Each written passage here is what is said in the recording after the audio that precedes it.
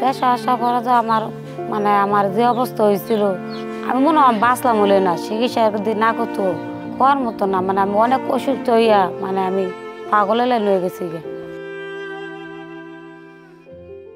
আমি সৌদি আরব গেছি দালালের মাধ্যমে, খাদ্দামে বিষয় গেছি। ম্যাডাম আমার খাওন দিছে না, ম্যাডাম মায়ের দূর করতো, বাড়ির যোগাযোগ দিছে না করা লাগিয়া।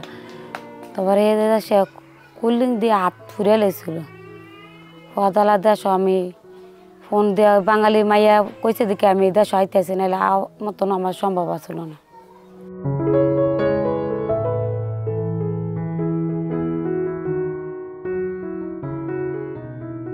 আপা আমার কয়বার নিয়ে ডাক্তার দেখাইছে, দেখা পরতে আমি অনেক আগে তো পরিবর্তন হয়েছি। আমি নিজে আগে চিনছি না, আমার পরিবার চিনছি না, সন্তান চিনছি না।